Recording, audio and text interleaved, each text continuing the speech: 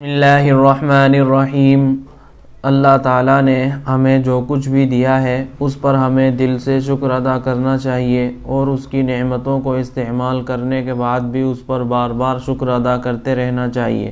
ناشکری اللہ تعالیٰ کو پسند نہیں ہے۔ عورتوں میں خاص کر یہ بیماری بہت زیادہ ہوتی ہے کہ وہ ناشکری کرتی ہیں۔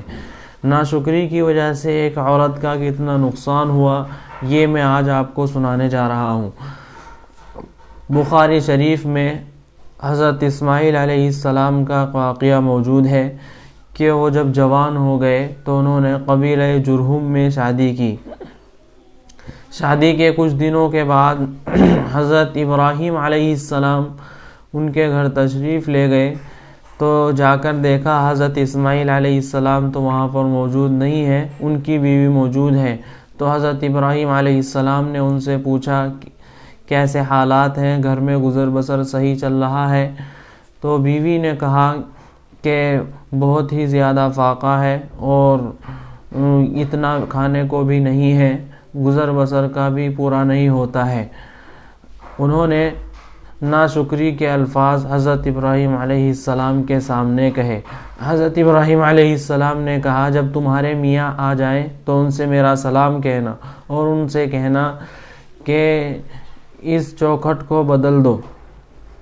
چنانچہ حضرت اسماعیل علیہ السلام جب واپس گھر تشریف لائے تو ان کو محسوس ہو گیا کہ آج ابا تشریف لائے تھے۔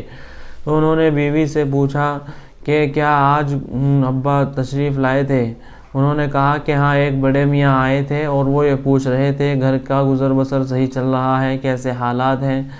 میں نے کہا ساری بات جو بھی مجھے کہنا تھا سب کہہ دیا، اور انہوں نے آپ سے سلام بھی کہا ہے۔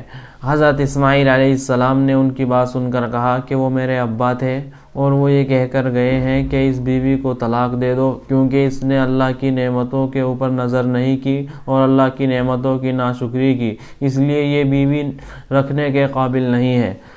پھر ان کی شادی دوسری عورت سے ہوئی۔ پھر حضرت ابراہیم علیہ السلام ان کے گھر تشریف لے گئے، تب بھی حضرت اسماعیل علیہ السلام گھر میں موجود نہیں تھے، کیونکہ شکار پر جانا پڑتا تھا، شکار کے ذریعے ہی گزر بسر ہوتا تھا، وہاں پیداوار تو کچھ نہیں تھی، اس لیے حضرت اسماعیل علیہ السلام شکار کے لیے گئے ہوئے تھے، گھر پر موجود نہیں تھے۔ ان کی بیوی سے بھی پوچھا کہ کیا حالات ہیں، کیسا گزر بسر چل رہا ہے؟ انہوں نے بہت تعریف کی، کہا کہ الحمدللہ، اللہ تعالیٰ کا شکر ہے، جو کچھ بھی اس نے دے دیا ہے۔ ساری تعریف کی باتیں کہیں، اللہ کا شکر ادا کیا۔ حضرت ابراہیم علیہ السلام نے کہا کہ اچھا، جب تمہارے میاں آئیں تو ان سے میرا سلام کہنا، اور یہ کہنا کہ اس چوکھٹ کو ثابت رکھنا۔ تو حضرت اسماعیل علیہ السلام گھر تشریف لائے اور ان سے ایسے ہی پوچھا ابا تشریف لائے تھے؟ انہوں نے کہا جی ہاں، وہ آپ کو سلام کہہ رہے تھے اور یہ کہہ رہے تھے کہ اس چوکھٹ کو ثابت رکھنا، جمع کر رکھنا۔ حضرت اسماعیل علیہ السلام نے فرمایا کہ وہ یہ کہہ رہے تھے کہ یہ بیوی شکر گزار ہے، یہ رکھنے کے قابل ہے، اس کو طلاق نہ دینا۔